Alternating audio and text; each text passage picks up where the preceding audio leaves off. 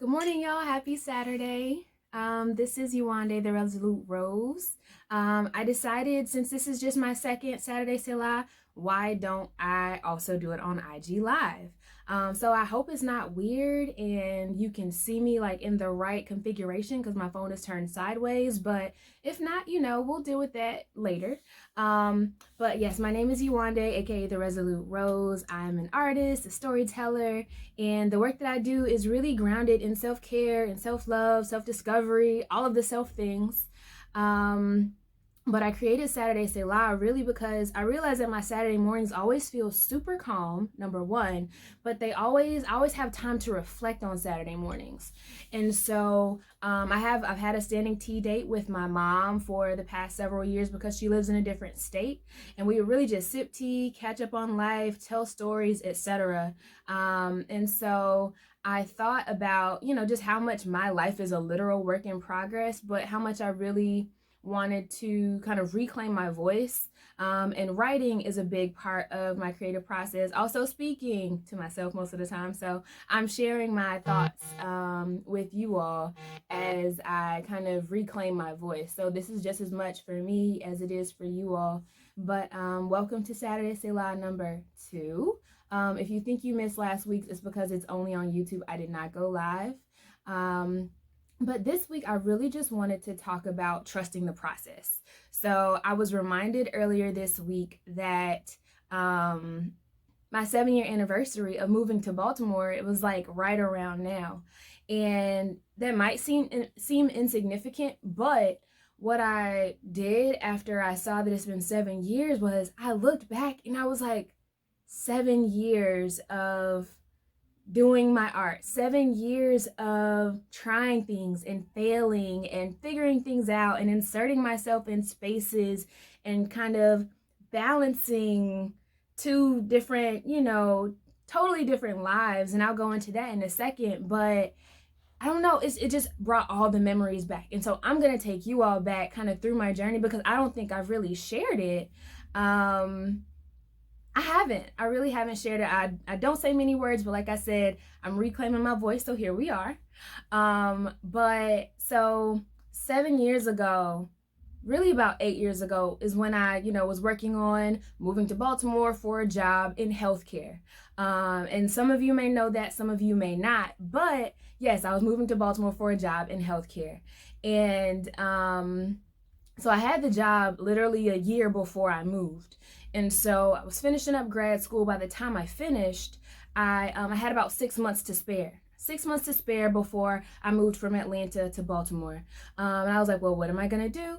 And so I chose to, break my lease at my apartment, move from Atlanta to Macon, where my parents were, and move back. I moved back home, and I just wanted to enjoy my parents, live my life, just kind of relax before the big move. And I had been in school, my entire life. So I was like, why not?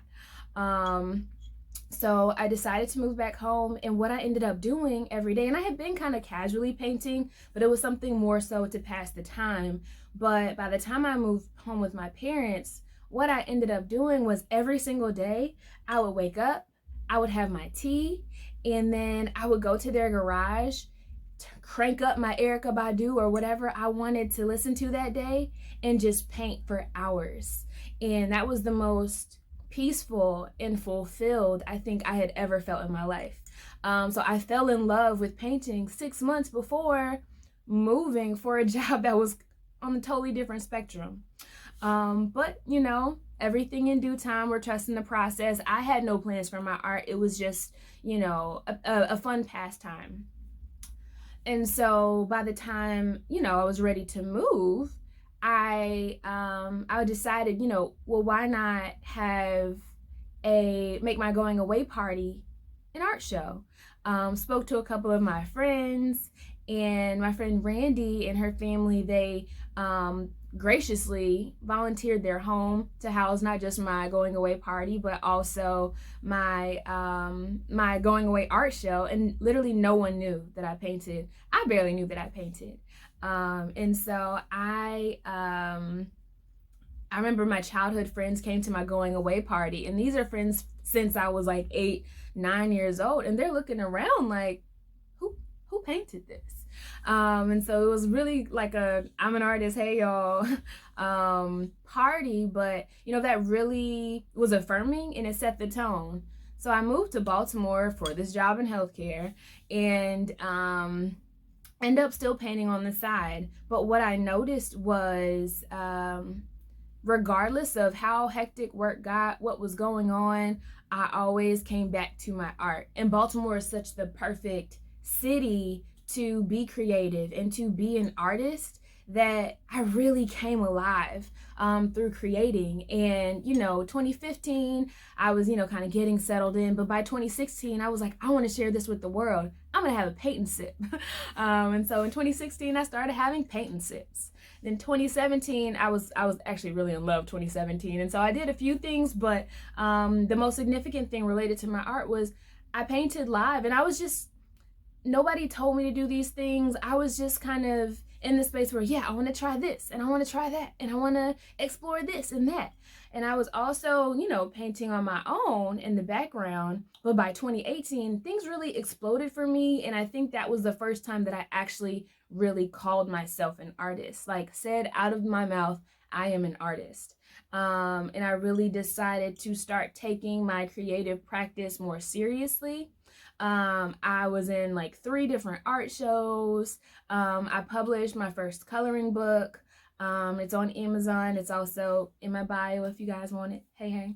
But yeah, I decided that I really wanted to, move full speed in both directions, both my job in healthcare and my creative pursuits.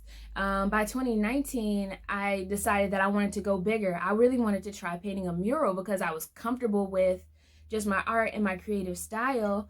And I was able to get, this really cool grant to co-create a space with a community here in Baltimore with just the neighbors, and we collaborated, and we had 2 different murals, and one of them was mosaic. Mind you, I had never done mosaic before, but I'm saying all this to say this whole journey was just a try, fail, try, figure it out. Oh, I want to do this. Oh, I want to try that.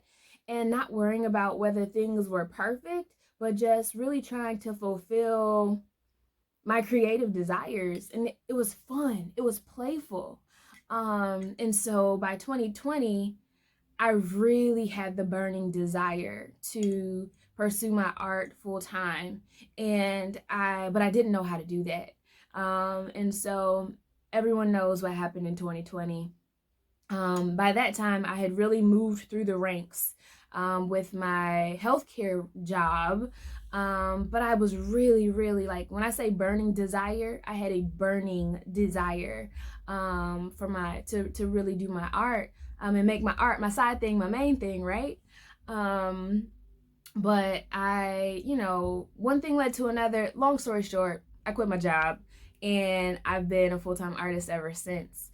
And I think that being reminded this week that it's been 7 years, if you know anything about the number 7, it's the number of completion. And I think that although it's been 7 years of me creating and trying things and exploring myself and figuring out what my voice sounds like, literally and figuratively, what I've learned is you really have to trust the process. I put no restrictions or expectations on me pursuing my art, me creating, me wanting to do things. I kind of just went for it, and I am just now, 7 years later, feeling like I have completed step 1. Like, how you play video games and, you're advancing to the next level. I just now feel as if I'm advancing to the next level, and I'm perfectly fine with it. But these 7 years have, like, if all those things didn't happen, if I didn't just trust the process and really find ways to insert what I loved into what I was also doing, being healthcare, on the side, then I wouldn't have been here. And in addition to that, what I also realized was I haven't celebrated myself or any, like, not really in these 7 years. And I really had to, and I'm getting a little teary-eyed now because I'm like, why didn't you, like, I'm so proud of myself for not quitting, for not like cowering, not being afraid when when somebody asked me to do something and I was like, ooh, I don't know how to do a mosaic, I would figure it out.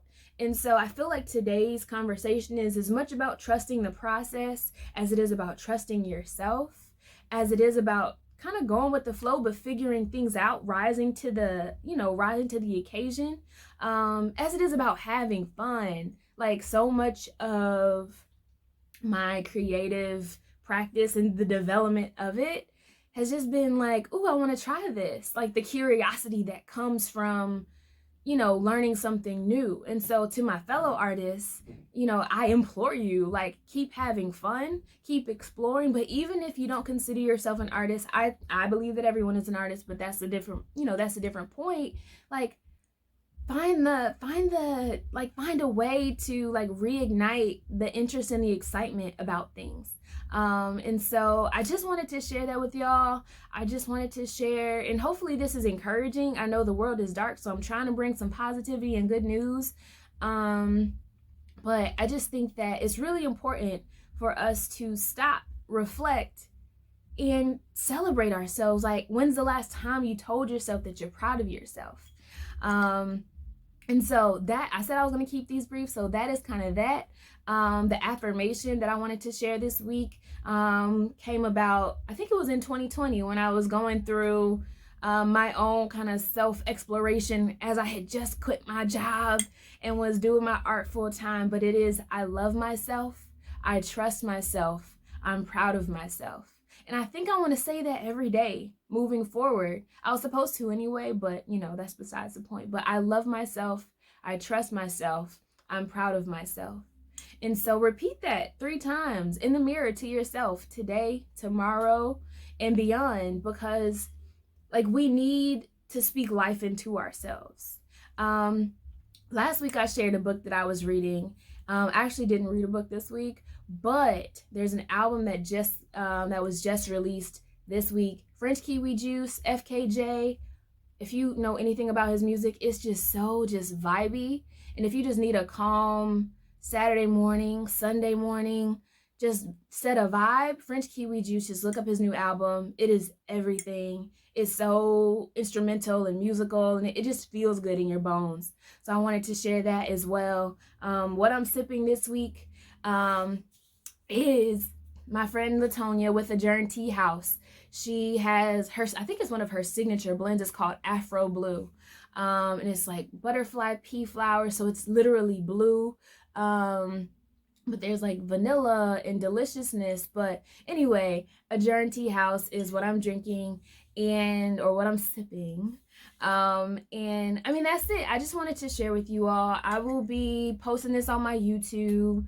I'll also save it. Hopefully it's not, the wrong way. If so, I'll learn and I'll do better next week. But I figured, YouTube, Instagram, it's different people sometimes. And so I'll go live on Instagram as much as I can to share Saturday Selah as well. But thank you all for joining me. I hope that, something from this is helpful. If nothing else, please remember the affirmation. I love myself. I trust myself. I'm proud of myself. Love y'all. See you next week.